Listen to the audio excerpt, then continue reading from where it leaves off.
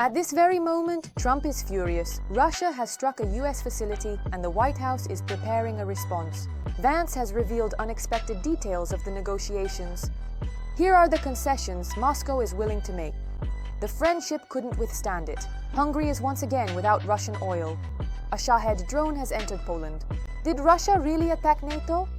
Polish authorities have revealed new shocking details about the incident. Let's go through everything step by step.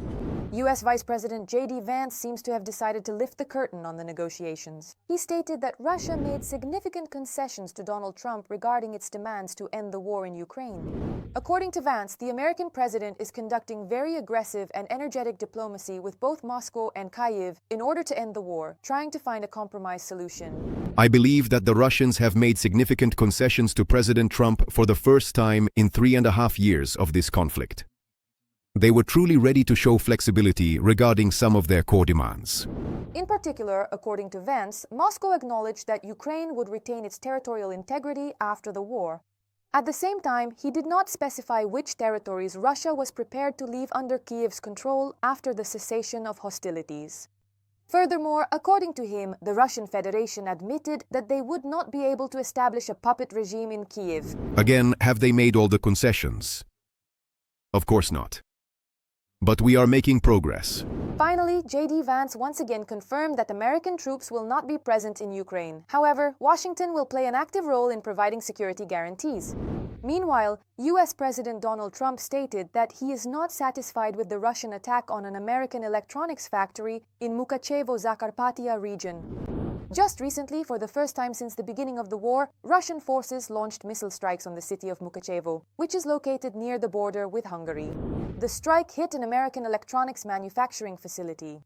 As a result of the shelling, a fire broke out and 23 people were injured. No, I am not satisfied with anything related to this war. Nothing at all. Not satisfied at all. We'll see what happens next. I think within the next 2 weeks we'll find out how things will develop. And I had better be very satisfied. The US president also reiterated that in 2 weeks he will make a very important decision if it is not possible to resolve the war between Russia and Ukraine. According to him, the options include massive sanctions, a massive tariff, both, or nothing at all. He clarified that he will assess whose fault it is and the parties' willingness to meet. Trump also allowed for the possibility of inviting Vladimir Putin to the FIFA World Cup in the US in 2026, depending on how events unfold in Ukraine. At the same time, he showed a photo with Putin from their meeting in Alaska on August 15th and emphasized that it is a wonderful photo. Earlier, Trump had set several deadlines for ending the hostilities. On July 14th, he spoke of 50 days, then shortened the period, citing disappointment with Putin's actions as the reason. On July 29th, a new ultimatum was issued, 10 days and a threat of 100% tariffs against Russia and its partners. On the eve of the deadline, Special Envoy Steve Witkoff arrived in Moscow. According to the White House, Putin requested a personal meeting with Trump. It took place on August 15th in Alaska, after which the promised measures were not implemented. In Washington, this was explained by the need to preserve space for diplomacy. On August 18th, during negotiations with Volodymyr Zelensky and European leaders, Trump stated that he saw a chance for a settlement within a week or two. Meanwhile, the Russian dictator Vladimir Putin, at a meeting with officials in the Nizhny Novgorod region, said that there was a light at the end of the tunnel in relations between Russia and the US after the summit in Alaska. I've said this many times before, but with President Trump coming to power, I think that light at the end of the tunnel has finally appeared. And just now there was a very good substantive and a very frank and open meeting in Alaska. Our ongoing contacts are continuing at the level of our various ministries, our agencies, and indeed our companies.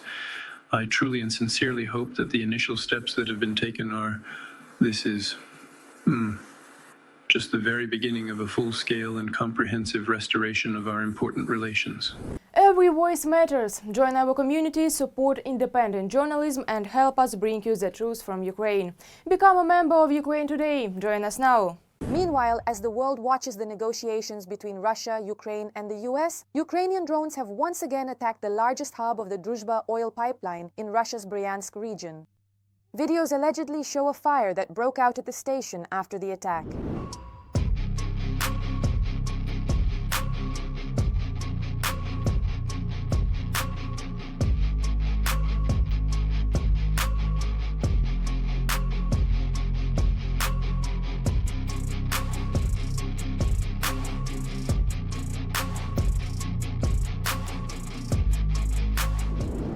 According to Hungarian Foreign Minister Szijjártó, as a result of this attack, oil supplies through the Druzhba pipeline to his country were once again temporarily halted. This is yet another attack on our country's energy security. Another attempt to drag us into the war. This happened almost immediately after the authorities of Hungary and Slovakia announced that the Russian Druzhba oil pipeline was back in operation and supplying them with oil. After all, the day before, Ukrainian armed forces drones had already struck the Nikolskoye oil pumping station in Russia's Tambov region. As a result, a fire broke out at the facility. Oil pumping through the Druzhba pipeline was then completely halted. This provoked a sharp reaction from Hungary, which was receiving oil through this pipeline and via Ukraine. The Russian military did not comment on the attack on the Druzhba pipeline. The Russian Foreign Ministry responded to the strike. Press Secretary Maria Zakharova stated that by attacking the pipeline leading to Hungary, Kiev demonstrated that it would stop at nothing. Meanwhile, the Hungarian foreign minister complained on social media that due to the Ukrainian attack, oil supplies from Russia to Hungary had ceased. At the same time, Szijjártó once again accused Brussels and Kiev of trying to drag Hungary into the war.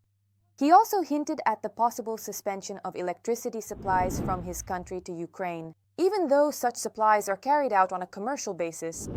The head of the Ukrainian Foreign Ministry responded to these accusations, reminding that it was Russia that started the war and refuses to end it, while Hungary has remained dependent on Moscow. Later, Hungarian Prime Minister Viktor Orbán decided to write a letter to US President Donald Trump in connection with Ukraine's attack on the oil pipeline.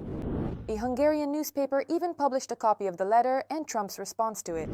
The pipeline supplies oil to Hungary and Slovakia, two countries that have no other way to import oil. Hungary supports Ukraine with gasoline and electricity, and in response, they bomb the infrastructure that supplies us. This is a very unfriendly gesture. I wish President Trump success in his pursuit of peace. And the American president allegedly replied, "Victor, I don't like what I'm hearing. I'm very angry about this. Tell Slovakia that you are my great friend." However, it wasn't just Hungary that experienced unrest this week. Poland did as well. Most likely, a Shahed drone exploded on the country's territory. The incident occurred in the town of Osinajiec in the Lublin voivodeship. According to media reports, an unidentified object fell onto a cornfield and subsequently exploded. Local police received information that an explosion had occurred and that a flash was seen. The police found charred metal and plastic debris. There was no typical explosion crater.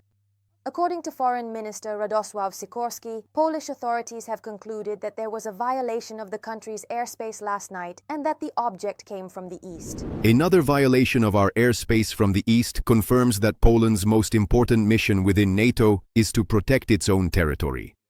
The Ministry of Foreign Affairs will lodge a protest against those responsible. The unidentified object, believed to be a Russian drone, may have remained in Polish airspace for about 2.5 hours. After that, the aircraft fell into a field. Journalists analyzed monitoring groups, which made it possible to determine the approximate flight path of the strike drone that entered Polish airspace on the night of August 19th to 20th. This aircraft flew over the Zhytomyr, Khmelnytsky, Ternopil, and Lviv regions before entering Polish territory. The publication notes that, according to this probable route, the straight-line distance from the Ukrainian border to the crash site is about 200 kilometers. Considering that the average speed of Russian attack drones is between 120 and 150 kilometers per hour, such a distance can be covered in about an hour and a half of flight if flying in a straight line. At the same time, journalists noted that drones of this type, one of which crashed in Poland, are equipped with jamming-resistant navigation systems.